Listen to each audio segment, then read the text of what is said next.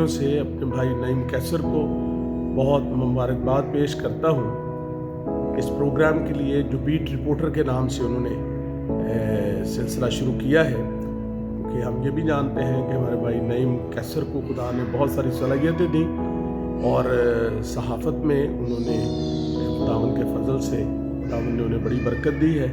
और हमारा ईमान और यकीन है कि खुदावंद इस प्रोग्राम के वसीला से और ज़्यादा उस सारी बात को आगे बढ़ाएगा जो खुदावंद का फरमान है कि हम सब ने उस आवाज़ को बुलंद करना है जो इंसाफ, अदल और अमन और सलामती की है।